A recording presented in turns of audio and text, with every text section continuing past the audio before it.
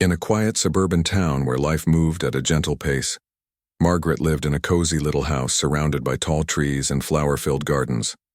Her home was warm and inviting, with pictures of her family hanging on the walls and soft cushions, resting on every chair. But what truly made her house special wasn't just its charm. It was Max, her loyal four-legged companion. Max wasn't your average dog. He was a retired U.S. Army K-9 who had spent years serving his country. Trained to detect danger, protect lives, and follow commands under pressure, Max had seen things most people couldn't imagine. Now, though, he enjoyed the simple pleasures of retirement. Long naps in the sun, leisurely walks through the park, and endless belly rubs from Margaret. Despite his relaxed lifestyle, Max still carried himself with an air of authority, his sharp eyes always scanning for anything unusual. Margaret often called him her guardian angel. She adopted Max after his military career ended, knowing full well that he wasn't just a pet. He was a protector. Even in his golden years, Max's instincts remained razor-sharp. If someone unfamiliar approached their home, Max would perk up instantly, his ears twitching as if sensing trouble before it even arrived. Margaret trusted him completely, feeling safer with Max by her side than any security system could provide. Life in the neighborhood was usually peaceful, filled with friendly waves across fences and children playing outside. But lately there had been whispers about strangers lurking around late at night. Some residents claimed they'd spotted unfamiliar cars parked near empty homes. Others mentioned hearing strange noises after dark. While many dismissed these stories as overactive imaginations, Margaret couldn't shake off a nagging feeling that something wasn't right. One evening, as the sun dipped below the horizon, casting long shadows across her yard, Margaret noticed two men walking down the street. They weren't from the neighborhood, that much was clear. Their clothes were too baggy, their steps too cautious. Something about them seemed off. Margaret watched them from her window until they disappeared around the corner. She sighed, deciding not to worry too much.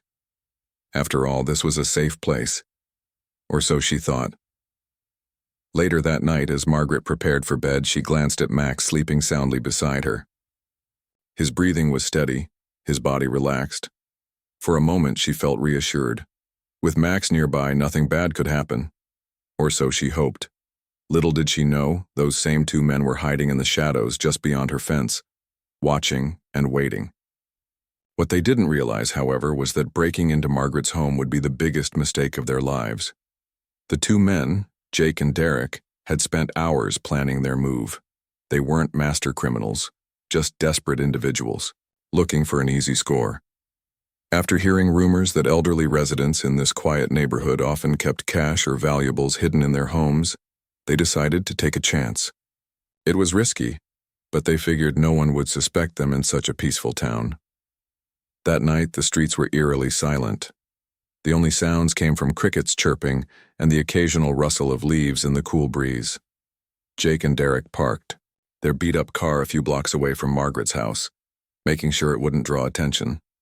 Dressed in dark clothes and carrying tools they hoped wouldn't make too much noise, they approached her home like shadows slipping through the darkness.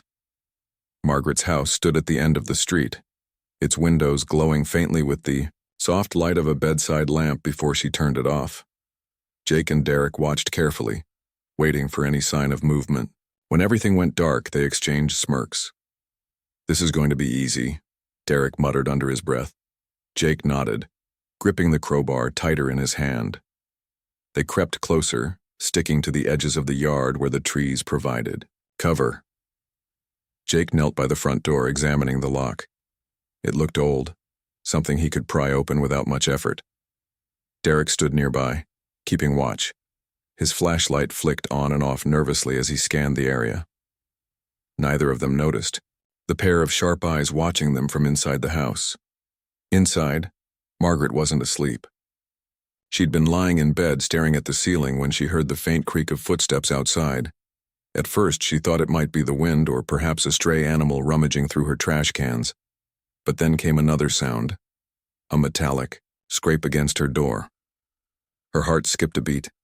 Someone was trying to break in. Reaching down, she gently patted Max, who lay curled up beside her. "Max," she whispered softly, her voice steady despite the fear creeping into her chest. Max stirred immediately, his body tense as he lifted his head. Years of training kicked in, and his ears swiveled toward the source of the noise. He didn't bark or growl yet.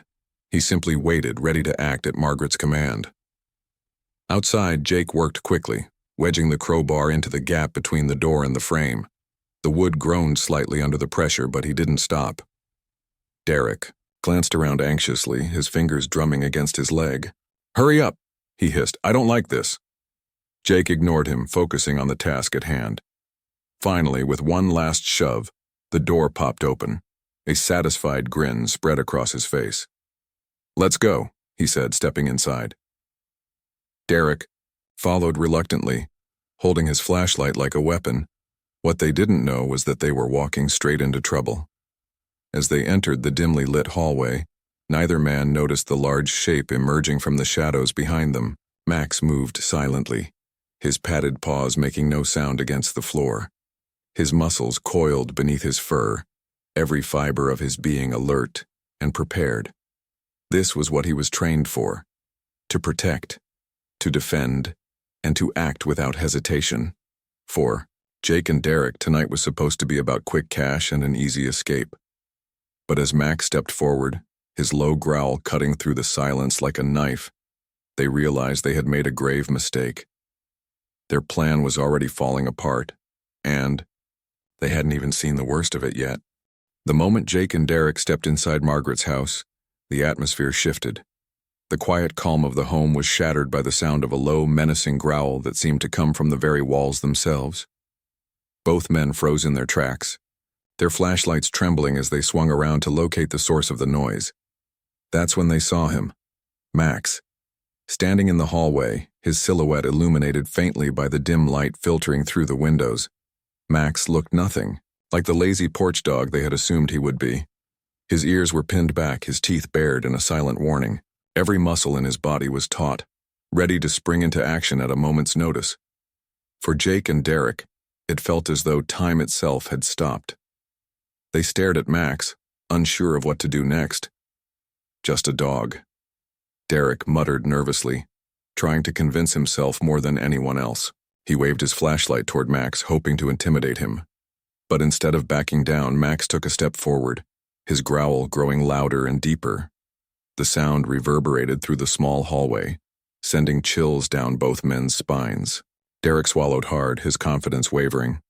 "He's just bluffing," he added weakly, though even he didn't believe his own words. Jake, on the other hand, wasn't so sure. Something about Max's stance, the way his eyes locked onto them with unwavering focus, told him this wasn't an ordinary dog. It was as if Max knew exactly who they were and why they were there. Jake tightened his grip on the crowbar, not because he thought it would help, but because he needed something to steady his shaking hands. We should leave," he stammered, taking a cautious step backward. But before either man could turn around, Max made his move. With lightning speed, he lunged at Jake, knocking him off balance and sending the crowbar clattering to the floor. Jake stumbled backward, landing hard on the wooden floor with a thud. Max stood over him, his teeth inches away from Jake's face. Jake raised his arms instinctively, shielding himself as he scrambled to get away. Derek, panicking, tried to intervene. He swung his flashlight wildly, aiming for Max's head. But Max was too quick. He dodged the blow effortlessly, pivoting on his front paws before launching himself at Derek. In one swift motion, Max grabbed Derek's wrist in his powerful jaws, applying just enough pressure to make him drop the flashlight without causing serious harm. Derek cried out in pain, falling to his knees as he frantically tried to pull free. Meanwhile, Margaret remained calm despite the chaos unfolding around her. She reached for her phone on the nightstand, dialing 911 with steady hands. "There are intruders in my house," she said firmly, her voice cutting through the tension. "My dog is handling them, but I need police assistance immediately." As she spoke, she kept glancing at Max, pride swelling in her chest. She knew he wouldn't hurt the men unless absolutely necessary. He was trained to neutralize threats, not escalate them. For Jake and Derek, The situation had spiraled far beyond anything they'd anticipated. What started as a simple break-in had turned into a nightmare. They had expected an elderly woman living alone to be an easy target, but they hadn't counted on her having a guardian like Max. Now, trapped between a fierce K9 and the possibility of police arriving any minute, they realized they were in way over their heads. As Max continued to hold Derek at bay, Jake managed to crawl to his feet, his face pale with fear. Okay, he shouted, raising his hands in surrender. We're leaving, just call him off. But Max didn't budge. He stayed rooted in place, his intense gaze never leaving the intruders. To Jake and Derek, it felt as though they were staring into the eyes of a soldier, not a pet, and they finally understood that this was no ordinary dog. This was a protector, and he wasn't about to let them escape without consequences. With Derek on his knees and Jake frozen in place, Max's presence dominated the room. His growls were low but commanding, each sound reverberating like a warning shot. The two men had never encountered anything like this before. To them, Max wasn't just a dog. He was a force of nature, a trained protector who seemed to understand the gravity of the situation better than they did. Jake tried to reason with Margaret, his voice trembling as he called out, "Lady, call your dog off. We're leaving, okay? Just let us go." But Margaret didn't respond. She stood calmly by her phone, watching Max handle the situation with precision and control. Her trust in him was absolute, and she knew better than to interfere. This was what Max was born to do. Max released Derek's wrist just enough for him to scramble backward, clutching his sore hand. Derek's face was a mix of fear and disbelief as he stared at the dog that had so effortlessly overpowered him. He glanced at Jake, silently pleading for help, but Jake looked equally terrified. Both men exchanged panicked glances, realizing their only option was to flee, if Max would even let them, but Max wasn't done yet. As Jake and Derek stumbled toward the door, Max moved swiftly to block their path. His body was a wall of muscle and determination, standing firm between them and their escape route. Jake held up his hands again, trying to appear non-threatening. Hey, easy boy, he said shakily, taking slow steps backward. We're going, all right. No need to get crazy here. Margaret finally spoke, her voice calm but firm. You shouldn't have come into my home, she said, her words cutting through the tension like a knife. Now you'll leave when I say you can. Her tone left no room for argument, and both men flinched at the authority in her voice. It was clear that while Max was the enforcer, Margaret was the one calling the shots. The standoff continued, for what felt like an eternity. Jake and Derek were trapped, their attempts to intimidate or overpower Max failing miserably. Every time they made a move toward the door, Max adjusted his position, blocking them once again. His training was evident in every calculated step he took, every glance he gave to ensure they didn't try anything sneaky. For men used to preying on vulnerability, facing someone or something that could fight back was utterly foreign. Outside, the distant wail of sirens began to pierce the night air. Margaret must have already spoken to the police, and now help was on the way. Jake's eyes darted toward the window, panic rising in his chest. This isn't worth it, he muttered, under his breath, sweat dripping down his forehead. Derek nodded furiously, his earlier bravado completely gone. They weren't criminals masterminding some grand scheme. They were amateurs who had bitten off far more than they could chew. Still, Max remained vigilant. Even as the sirens grew louder, inching closer with each passing second, he didn't relax his stance. Years of military training had taught him to stay focused until the threat was neutralized, and these two men were still very much a threat. Only when the flashing red and blue lights illuminated the windows did Max finally ease slightly, though he kept himself positioned strategically between the intruders and Margaret. Jake sank to the floor, defeated, his hands raised above his head. Please, he begged, looking directly at Margaret. Just tell him to stop. We won't hurt you, I swear. Derek followed suit, mimicking Jake's surrender pose as they both waited anxiously for the police to arrive. Neither dared to look at Max again, The memory of his teeth inches from their skin was enough to keep them frozen in place. For Margaret, this moment was surreal. She had always known Max was capable of protecting her, but seeing it unfold in real life filled her with a profound sense of gratitude. Here was a dog who had served his country and now served her, proving once again that loyalty and courage know no bounds. As the sound of approaching footsteps echoed outside, she placed a reassuring hand on Max's back. "Good boy," she whispered softly, her voice filled with pride. "You did exactly what you were supposed to do." And as the front door burst open and uniformed officers flooded the room, Jake and Derek realized too late that breaking into Margaret's home had been the biggest mistake of their lives. They hadn't just picked the wrong house, they had underestimated the power of a bond between a woman and her extraordinary dog. As the police officers stormed into Margaret's house, their flashlights cutting through the dimly lit rooms, Jake and Derek were already on the floor, hands raised in surrender. Their faces were pale, their bodies trembling with a mix of fear and exhaustion. But what caught the officers' attention immediately was Max, standing tall and alert, his eyes sharp and focused. He looked like a soldier guarding his post, even as the intruders lay defeated at his feet. "Ma'am, are you all right?" one of the officers asked, turning to Margaret. She nodded calmly, her hand resting gently on Max's back. "I'm fine, thanks to him," she replied, gesturing toward her loyal companion. The officer glanced at Max, then back at Margaret, clearly impressed. "Looks like your dog did all the work for us tonight," he said with a small smile. Max didn't bark or growl as the officers approached. He simply stood his ground, watching carefully to ensure the intruders didn't try anything foolish. His presence alone was enough to keep Jake and Derek cowering on the floor. One of the officers crouched down to examine them, reading them their rights, while another called for backup to transport the men to the station. Neighbors, drawn by the commotion and the flashing lights outside, began gathering near the driveway, whispering among themselves about what had happened. Jake and Derek, humiliated and defeated, tried to explain themselves as they were handcuffed. "We didn't mean any harm," Jake blurted out, desperation in his voice.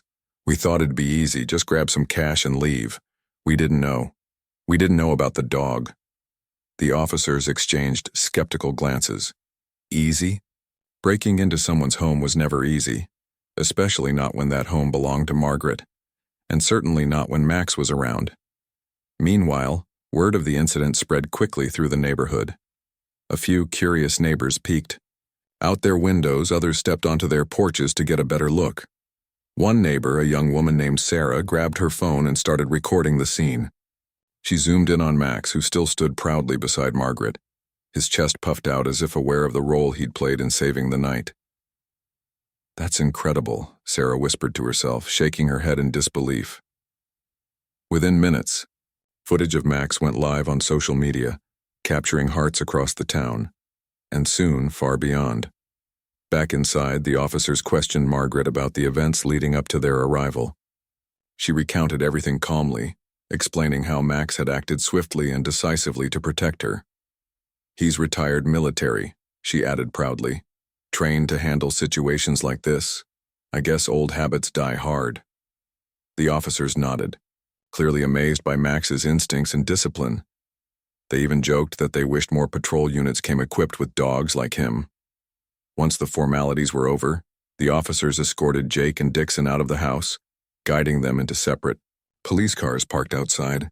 As they slammed the car door shut, both men avoided looking at Max, who remained vigilant by Margaret's side.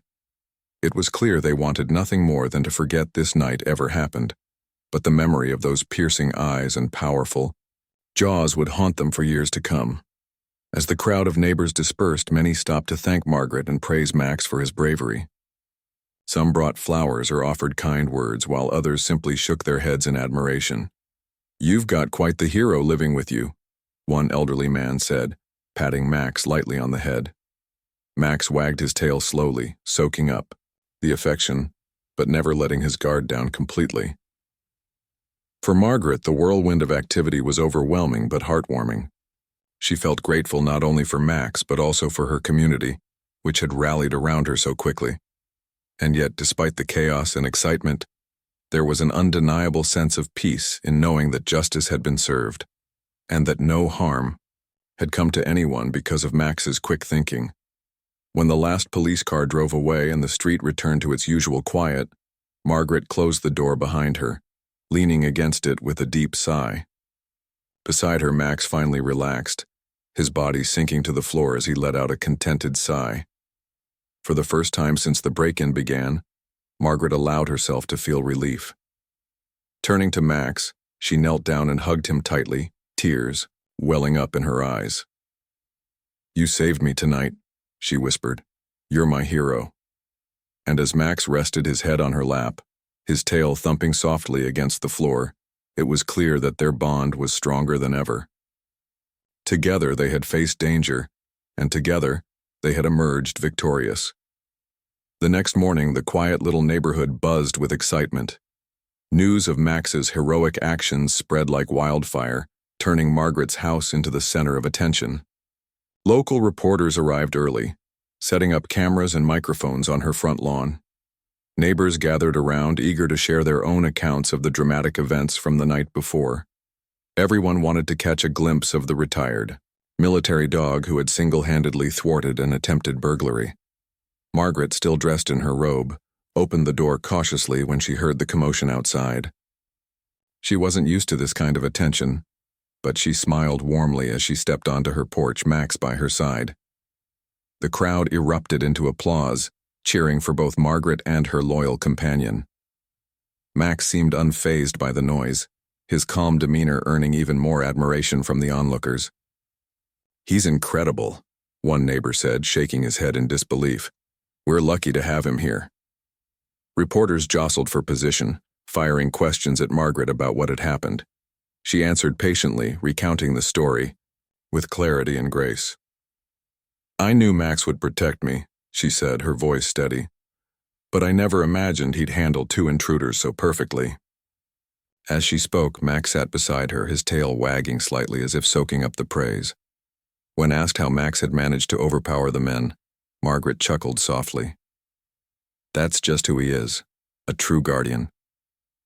Jake and Derek's mugshots appeared on local news stations later that day, sparking outrage across the community.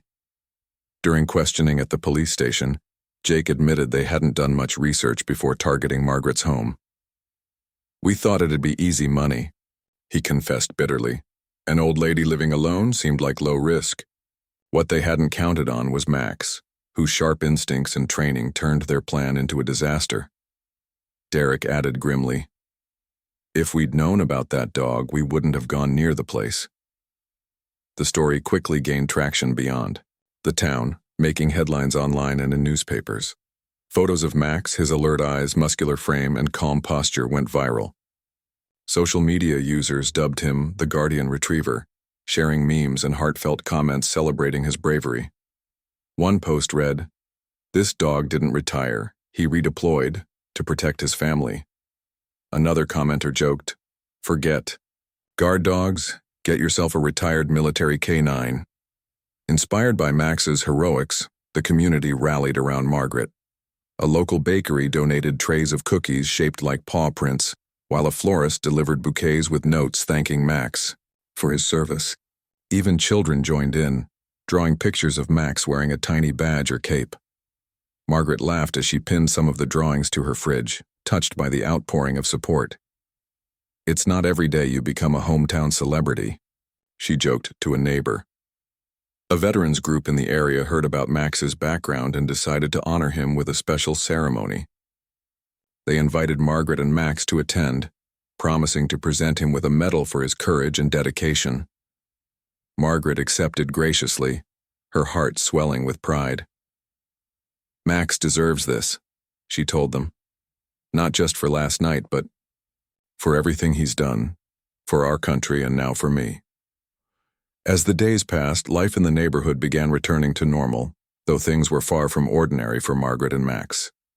Strangers stopped by regularly to thank Max, bringing treats and toys as tokens of appreciation. Margaret found herself smiling more than ever, grateful not only for her faithful companion but also for the kindness of her neighbors. Together, They had faced danger, and together, they had triumphed. One evening, as Margaret sat on her porch, watching Max nap in the fading sunlight, she reflected on how much had changed in such a short time. Her once quiet life had been thrust into the spotlight, all because of a dog who refused to back down when it mattered most. Leaning over, she scratched behind Max's ears, whispering, "You've always been my hero, haven't you?" Max opened, one eye lazily letting out a soft sigh before drifting back to sleep. To Margaret, there was no doubt. Max wasn't just a pet, he was family, a protector, and a true legend in their small town. The ceremony honoring Max was held on a sunny Saturday morning at the town's community center. The event drew a large crowd: neighbors, local officials, veterans, and even strangers from nearby towns who had heard about Max's bravery. Banners hung across the walls reading "Hero Among Us" and "Thank You, Max," while tables were set up with refreshments and mementos celebrating his heroism. Margaret arrived wearing her Sunday best, with Max walking proudly beside her on his leash. His fur had been brushed to perfection, and a small American flag was tied gently around his collar. As they entered the room, applause erupted, echoing off the walls. People stood to cheer, clapping not just for Max but also for Margaret, whose calm strength during the ordeal had inspired everyone. Children waved paw-print flags, and one little girl shyly approached Max, holding out a homemade card that read, "You're my favorite superhero." Max wagged his tail slowly, lowering his head so she could pat him gently. Margaret smiled, her eyes glistening with emotion as she watched the scene unfold. A representative from the veterans group stepped forward to speak, his voice filled with admiration. "Max is more than a dog. He's a symbol of courage, loyalty, and service," he began. "He protected our nation abroad and now protects his family here at home. That kind of dedication deserves recognition." With those words, he presented Max with a shiny medal engraved with the words, "True Hero." As Margaret pinned it carefully onto Max's collar, the crowd erupted into another round of applause. Cameras flashed, capturing the moment forever. After the ceremony, people lined up to meet Max and thank him personally. Some shared stories of their own pets or loved ones in the military, finding common ground through Max's story. Others simply marveled at how calm and composed he remained, despite all the attention. Margaret fielded questions about Max's training and background, explaining how he had served multiple tours overseas before retiring to a life of leisure by her side. "I always knew he was special," she said humbly, "but I never expected this." In the weeks that followed, the bond between Margaret and Max grew even stronger. Their daily walks became something of a parade, with neighbors stopping them to chat or kids running up to pet Max. Local businesses showed their appreciation too. One cafe offered free coffee to Margaret every morning, while a pet store donated high-quality food and toys for Max. It seemed like everyone wanted to do something to show their gratitude. Jake and Dixon's trial made headlines again when they were sentenced to several years in prison for breaking and entering, attempted robbery, and assault. During court proceedings, both men expressed regret, admitting they had underestimated Margaret and grossly misjudged Max. "We thought it'd be an easy job," Jake admitted bitterly. "Instead, we got schooled by a dog." The judge didn't mince words, reminding them that their actions could have ended much worse if not for Max's restraint and discipline. For Margaret, the entire experience reinforced her belief in the goodness of people and the extraordinary bond she shared with Max. She often reflected on how lucky she was to have adopted him after his military career ended. "He gave so much to our country," she told friends, "and now he gives everything to me.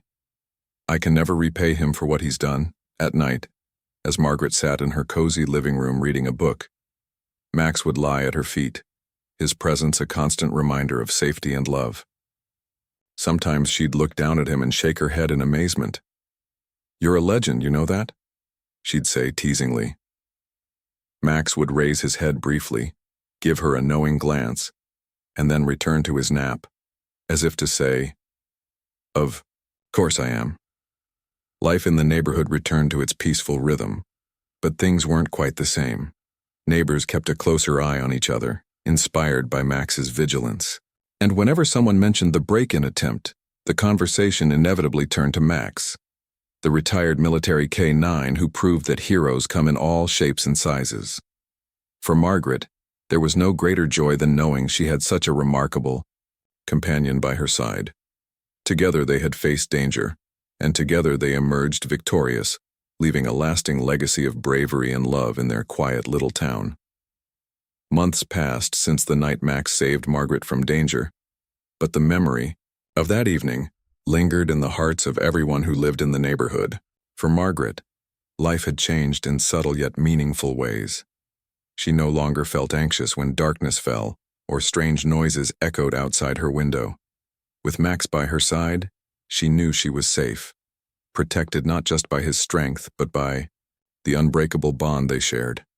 Their daily routines became cherished moments, filled with quiet walks, playful tugs of war with a frayed rope toy, and long naps under the shade of the oak tree in her backyard. Max, too, seemed content. Though he still carried himself with the same dignified air of a soldier, there was a newfound lightness to his step. He reveled in the affection showered upon him, not just from Margaret, but from the entire community. Children often visited, after school, bringing treats and handmade drawings to hang on Margaret's fridge. One boy even crafted a cardboard medal for Max, which Margaret proudly pinned next to the real one. "He's got more awards than I do now," she joked, scratching behind Max's ears as he wagged his tail approvingly. The town itself had been transformed by Max's heroics. Neighbors who once barely exchanged hellos now greeted each other warmly, united by their shared admiration for the retired K-9. The incident served as a reminder of how quickly things could go wrong, but also of how resilience and courage could turn fear into triumph. Inspired by Max's story, some residents formed a neighborhood watch group, ensuring that everyone looked out for one another. Others volunteered at local shelters, hoping to find loving homes for other dogs like Max. In a way, his bravery sparked a ripple effect of kindness and unity throughout the community. Meanwhile, Jake and Derek remained behind bars, serving their sentences as punishment for their reckless actions. During visits with family members, both men spoke bitterly about their mistake, lamenting how they had underestimated an elderly woman and her dog. "We should have stuck to stealing bikes," Jake muttered during one visit, shaking his head. News of their regret traveled back to the town, where it was met with little sympathy. "Serves them right," one neighbor said firmly. "They picked the wrong house and the wrong dog." For Margaret, forgiveness came easier than bitterness. She didn't spend her days dwelling on what might have happened if Max hadn't been there. Instead, she focused on the present, the laughter of children playing outside, the warmth of neighbors stopping by to check on her, and the steady companionship of the dog who had become her closest friend. On particularly reflective evenings, she'd sit by the fireplace running her fingers through Max's soft fur as she thought about how lucky she was to have found him. "You chose me as much as I chose you," she whispered one night, smiling softly as Max rested his chin on her knee. As time went on, Max grew older, his muzzle turning gray and his steps slowing slightly. But his spirit remained unchanged. He still patrolled the yard with purpose, still perked up at the sound of unfamiliar footsteps, and still greeted Margaret every morning with the same boundless enthusiasm. To her, he wasn't just a dog, he was a protector, a confidant, and a symbol of hope. And though his body aged, his heart stayed young, fueled by the love and gratitude of the woman he called family. One crisp autumn afternoon, as golden leaves swirled around them, Margaret and Max took their usual walk down the street. Neighbors waved from their porches, calling out greetings and thanking Max once again for his service. Margaret smiled, holding her head high as she walked beside her faithful companion. As they turned onto their driveway and approached the front door, Max paused, looking up at her with those piercing eyes that had seen so much, yet remained full of trust and devotion. Margaret knelt down, wrapping her arms around him in a tight hug. "Thank you, my sweet boy," she murmured, tears welling up in her eyes. "For everything." And as Max leaned into her embrace, his tail thumping gently against the ground, it was clear that their bond was stronger than ever, a testament to the power of loyalty, love, and second chances.